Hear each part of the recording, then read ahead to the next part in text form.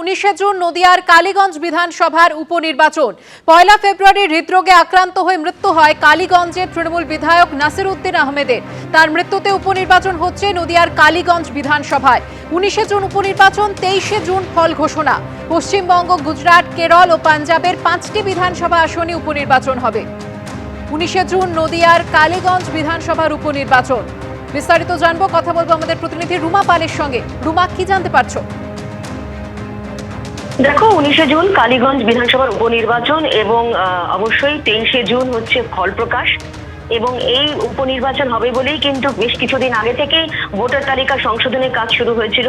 তবে কবে নির্বাচন 19 জুনের মধ্যেই করানোর কথা ছিল, সেক্ষেত্রে 19 জুন ঘোষণা করেছে নির্বাচন কমিশন। অন্যদিকে জানিয়ে রাখি যে অন্যান্য রাজ্য যেখানে বিধানসভা উপনির্বাচন হওয়ার কথা, সেটাও কিন্তু 19 জুনই হবে। এবং সেক্ষেত্রে আরো একটা বিষয় জানিয়ে রাখি যে 19 জুন যেভাবে নির্বাচন হচ্ছে এবং 23 জুন ফল প্রকাশ হচ্ছে। অন্যদিকে বলে রাখি যে মোট ভোটার ওখানে রয়েছে 2,52,670 জন। এবং তার সঙ্গে সঙ্গে এটাও ঠিক, ভোট গ্রহণ কেন্দ্র রয়েছে 309টি। এবং খুব স্বাভাবিক ত্রিস্তরীয় নিরাপত্তার ব্যবস্থার মধ্যেই 19 জুন বিধানসভা উপনির্বাচন হতে চলেছে। এবং প্রতি বুথেই থাকবে কেন্দ্রীয় বাহিনী, থাকবে ওয়েবকাস্টিং এর ব্যবস্থা।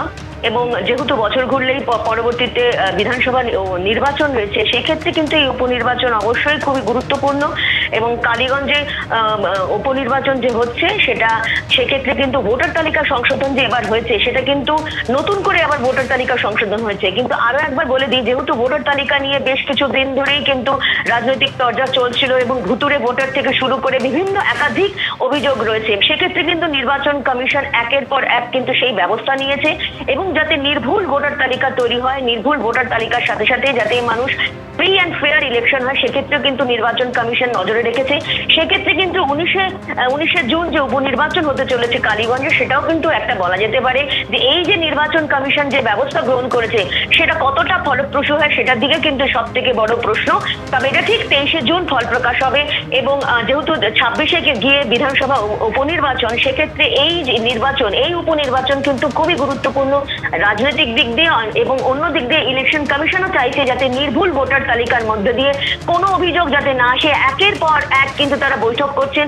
আরো একটা বিষয় জানিয়ে রাখি, 26 তারিখ থেকে 31 মে পর্যন্ত কিন্তু একদম কালীগঞ্জে যারা এআরও রয়েছেন তাদের নিয়ে বৈঠক হবে। এবং দেশের অন্যান্য জায়গায় যে বিধানসভা উপনির্বাচন রয়েছে তাদের এআরও নিয়েও কিন্তু বৈঠক হচ্ছে এই 26 মে থেকে 31 মে। অর্থাৎ 19 জুন একটা বলা যেতে পারে একদম পরীক্ষা। সেক্ষেত্রে বিধানসভা উপনির্বাচন যেহেতু 26-এ রয়েছে, নির্বাচন যেহেতু 26-এ রয়েছে, সেক্ষেত্রে এই উপনির্বাচনও কিন্তু একটা গুরুত্বপূর্ণ রয়েছে। 19 জুন আবারও মনে করে দিচ্ছি, 19 জুন কালীগঞ্জে বিধানসভা উপনির্বাচন এবং 23 জুন হচ্ছে ফল প্রকাশ। ধন্যবাদ রুমা।